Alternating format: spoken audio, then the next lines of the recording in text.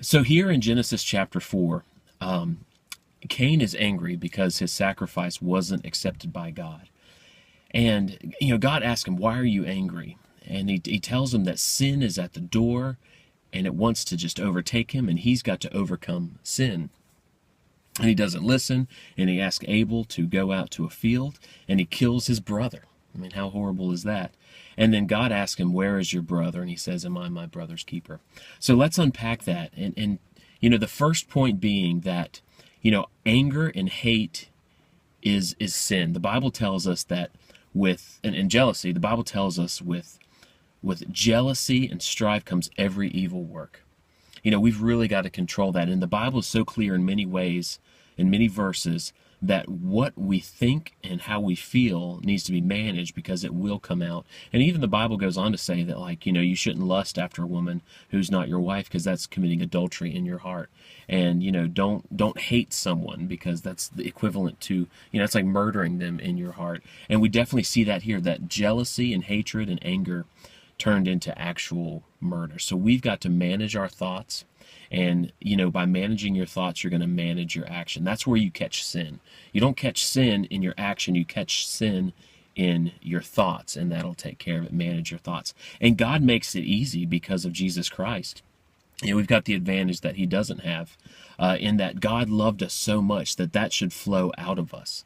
We should feel so indebted to God, and that God forgave us for so much and did so much for us that we should be willing to do for others. So manage your thoughts in that way. By praising God for what he's done for you, you're going to love other people and be more forgiving toward other people. And certainly Abel didn't do anything wrong. Abel just did the right thing. Cain did the evil thing. And that's why Cain was mad, because he chose to do the wrong thing. And the next thing is, I love this visual that, sin is at the door. It tells us here. And then Jesus tells us in his rebuke to the church at Laodicea in Revelation chapter 3 that Jesus is at the door. Behold, I stand at the door and knock. If anyone lets me in, I will come in and dine with him. And he's talking to a church that, I believe didn't really have any true saved people. But we can use that same picture that you've got sin and you've got Jesus knocking at the door. Which one are you going to let in? One is going to help you. The other wants to destroy you. And we certainly see what happened with Cain as he gave into the sin side. And God was there. God gave him everything he needed. He rebuked him. He taught him. He gave him the way out. And Cain wanted to still just give in to that anger, and it led to killing his brother.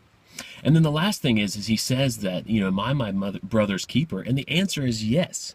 We are each other's keeper.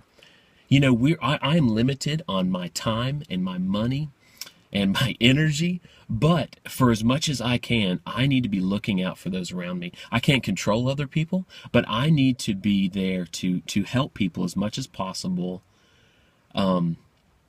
protect them, and to look out for them. And if we see each other going in the wrong direction, to point it out and to lovingly be there for them and to pray for them. If we see somebody going in a direction they shouldn't go, that should hurt them. So those are the three things that I get from these verses, that, we've got to catch things when they're in our minds and in our emotions, and we can fix them by typically praising God. We're really renewing your mind with God's word and praising him for what he's done. Really it just destroys sin and sinful thinking.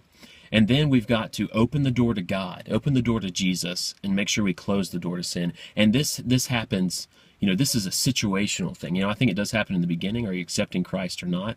And then also, are you opening the door to Christ in your marriage, your finances, your career, instead of opening the door to Satan, who works through lusts and me. I can't believe somebody did that to me, and I want this and I want that.